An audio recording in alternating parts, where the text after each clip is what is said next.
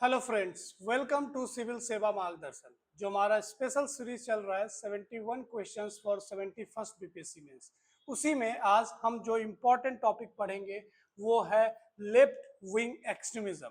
और इसको जो पढ़ेंगे हम 32 क्वेश्चंस में, क्योंकि अभी आपने एक रिसेंट डेवलपमेंट देखा होगा by the Bihar government and police. उन्होंने बिहार को नक्सल फ्री घोषित कर दिया है। अब इसलिए बीपीएससी में जो अपकमिंग एग्जामिनेशन है उसमें यहाँ से क्वेश्चन जरूर आ सकते हैं रिगार्डिंग द इंटरनल सिक्योरिटी। अगर देखें ऑल ओवर इंडिया में, तो ये भी एक टारगेट सेट किया गया था by the ministry of home affairs 2026 मार्च के एंड तक पूरे भारत को नक्सल फ्री कर दिया जाएगा। तो अगर उसी को इंपॉर्टेंट मानते हुए कि बीपीएससी यहाँ से एक डायरेक्ट मेंस में क्वेश्चन पूछ सकता है, तो क्वेश्चन कैसा होगा? Question number 32. Effective governance and development are the most sustainable solution to left-wing extremism. Discuss in the context of government initiatives in India with special reference to Bihar. क्यों बिहार को reference यहाँ पे लिया गया? मैंने अभी आपको बताया कि Bihar government and officials decided and declared Bihar as a Naxal free.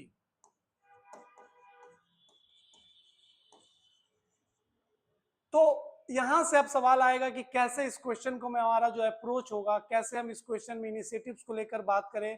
पहले कि लेफ्ट विंग एक्सट्रीमिज्म होता क्या है, सरकार का क्या क्या इनिशिएटिव्स है, इसमें डेवलपमेंट गवर्नेंस कैसे इसको स्ट्रॉन्ग सॉल्यूशन दे सकता है। अगर इस चीज को हम ध्यान में रखें तो इसका जब हम स्टार्ट करेंगे स्ट्रक्चर पार्ट, जब स्ट्रक्चर पार्ट करेंगे तो सबसे इंपॉर्टेंट चीज यहां पे है कि लेफ्ट विंग एक्सट्रीमिज्म होता क्या है, ये टर्मिनोलॉजी आया कैसे,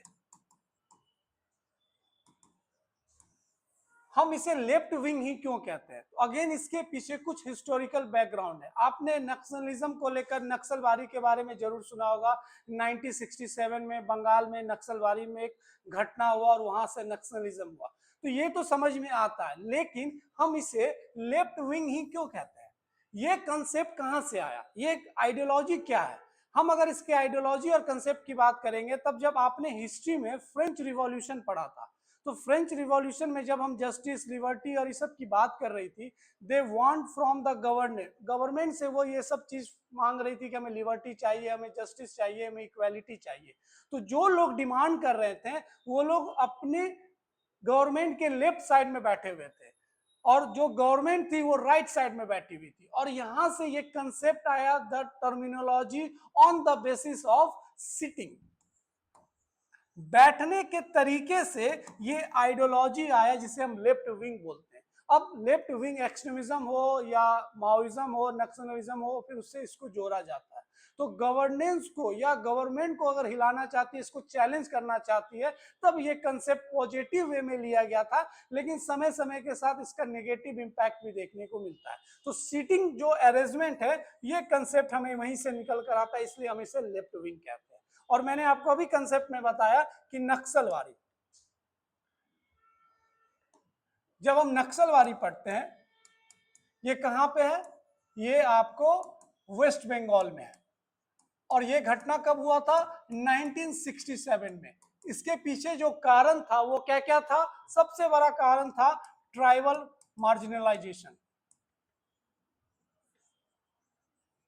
दूसरा सबसे बड़ा कारण था जमींदारी। थर्ड इंपॉर्टेंट फैक्टर क्या है?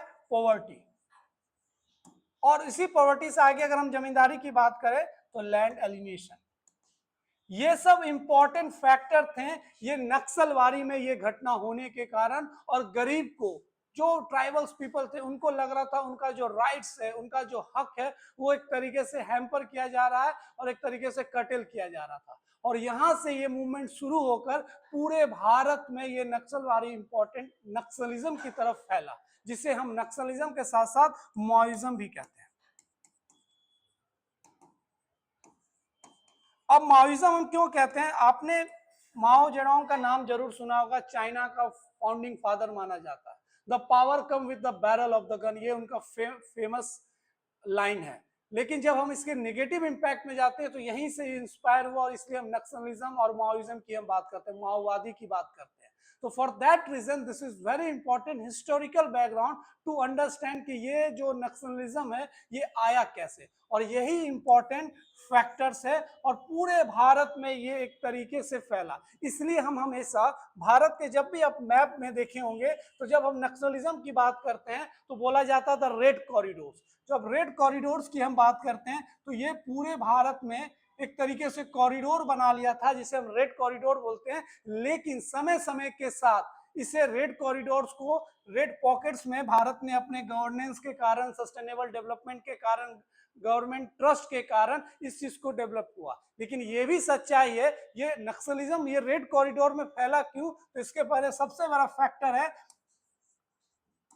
गवर्नमेंट डेफिसिट या गवर्नेंस डेफिसिट कह सकते हैं, प्लस ट्रस्ट। ये भी एक बड़ा फैक्टर था जिसके कारण पूरे भारत में ये रेड कॉरिडोर नक्सलिज्म की तरफ फेरा। लेकिन भारत समय समय के साथ, भारत गवर्नमेंट हो या स्टेट गवर्नमेंट हो, उन्होंने इस चीज को सस्टेनेबल डेवलपमेंट के थ्रू, गवर्नमेंट ट्रस्ट के थ्रू, इनिशिएटिव्स के थ्रू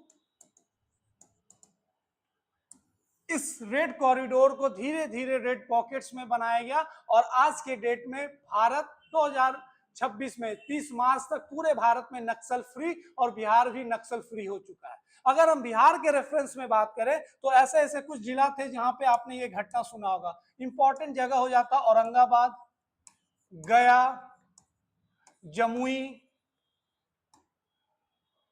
उसके बाद आप जहानाबाद का एग्जांपल ले सकते हैं। This all are the important area जहां बिहार में भी आप नक्सलिज्म देखे होंगे। लेकिन गवर्नमेंट ऑफिशियल्स के थ्रू ये सब जगह पे एक तरीके से नक्सलिज्म को खत्म कर दिया। Bihar became the Naxal free state. क्योंकि अगर हमारे पास डेटा देखिएगा तो लास्ट जो घटना हुआ था वो 2026 में, और अभी तक 2026 जाते जाते कोई नक्सलिज्म को लेकर, नक्सल को लेकर कोई घटना न हुआ। ना कोई गवर्नमेंट के ऑफिशियल्स या कोई इंफ्रास्ट्रक्चर को डिस्ट्रॉय किया गया, और ना कोई सिविलियंस का डेथ किया गया। इसी को ध्यान में रखते हुए बिहार सरकार ने नक्सल फ्री घोषित कर दिया है बिहार को। तो this is the overview to understand कि नक्सलिज्म होता क्या है और सरकार समय के साथ कैसे इस पे काम कर रही है।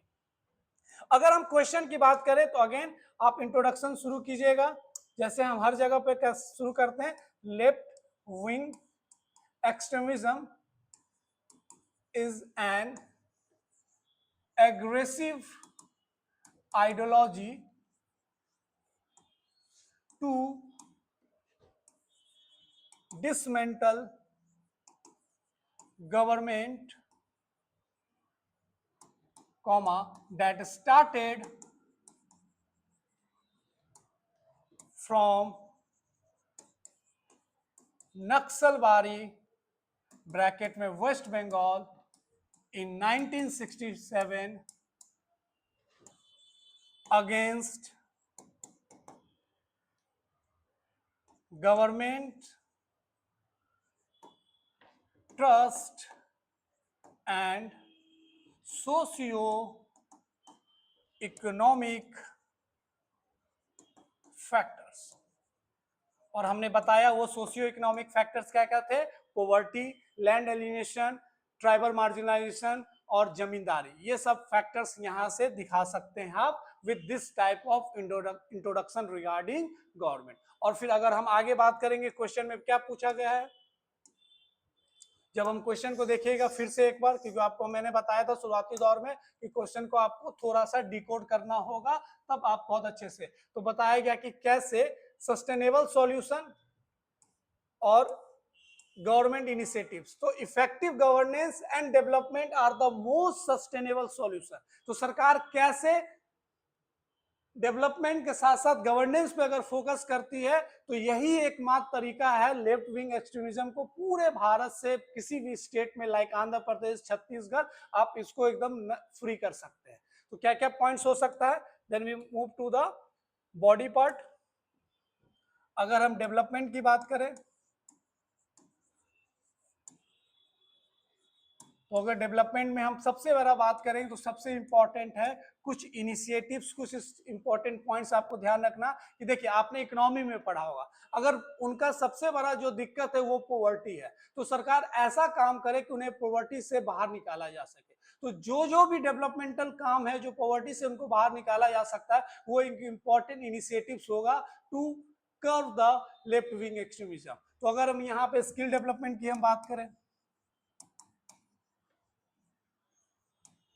फिनेंशियल इंक्लूजन की हम बात करें,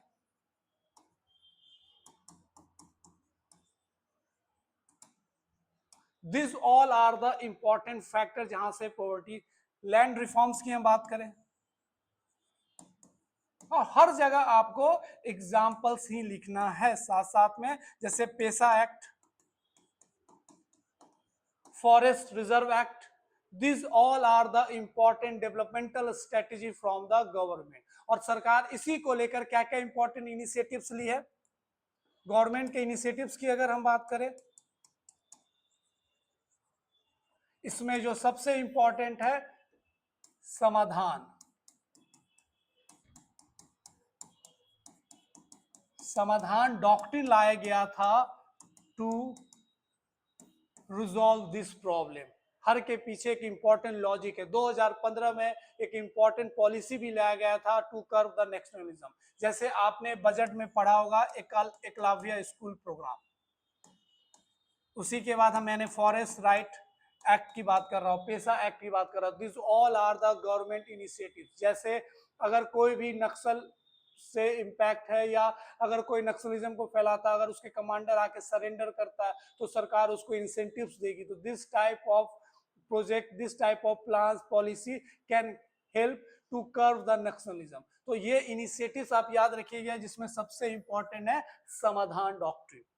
अगर हम इस पॉइंट को फिर से एक बार रिकॉल कर ले, जैसे मैंने आपको पिछले वीडियोस में एक इंफोग्राफिक्स दिखाया था, तो अगेन गवर्नमेंट स्ट्रेटेजी क्या होना चाहिए, सिक्योरिटी पे काम करना होगा, डेवलपमेंट पे काम करना होगा और साथ साथ में गवर्नेंस पे काम करना, यही एकमात्र तरीका है। तो किस तरीके का मेजर्स लिया जा सकता है, अगर हम लेफ्ट विंग के बारे में पढ़ लिए, रूट कॉजेस क्या है, सिक्योरिटी मेजर्स में समाधान स्ट्रेटेजी की बात करें, फोर्टिफाइड फ्लीट स्टेशन की बात करें, सरेंडर पॉलिसी की बात करें, उसके बाद डेवलपमेंट इनिशिएटिव्स में रोड कनेक्टिविटी लाना होगा, एस्पिरेशनल डिस्ट्रिक्ट प्रोग्राम आपने नीति आयोग का पढ़ा होगा, स्किल लाइवलीहुड प्रोग्राम, इससे पॉवर्टी ये सब रिमूव किया जा सकता है। गवर्नेंस रिफॉर्म्स क्या क्या लाया गया है, तो फॉरेस्ट राइट एक्ट, उनको लगना चाहिए उनका जल जंगल जमीन उन्हीं का है, तो फॉरेस्ट राइट एक्ट, पंचायत राज स्ट्रेंथनिंग जिसमें हम पेसा एक्ट पढ़ते हैं, और साथ साथ में वेलफेयर स्कीम हर बजट में देखते हैं।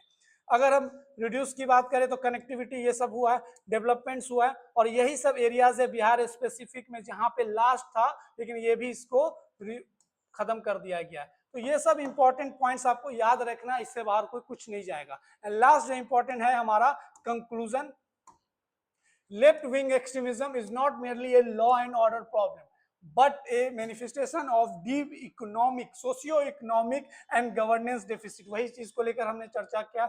while security operations are necessary to curb violence, अगर violence होगा तो सरकार आगे आएगी, एडमिनिस्ट्रेशन आगे आएगा। sustainable peace can only achieve through inclusive development, responsive governance and effective implementation of welfare schemes। In Bihar, initiatives aimed improving infrastructure, education, livelihood। तो this type of conclusion helps to understand कि आपने पूरे question को deal किया है, जो question का demand था उसको भी फुलफिल किया। तो again this is very important question, क्योंकि बिहार में एक इंपॉर्टेंट अनाउंसमेंट हुआ है रिसेंट, और भारत सरकार ने भी अपना एक डेडलाइन है 2026 30 मार्च को। तो again this is very important question, ऐसे ही पढ़ते रहिए, जो करंट अफेयर्स डेवलपमेंट हो रहा क्वेश्चन वहीं से आएगा।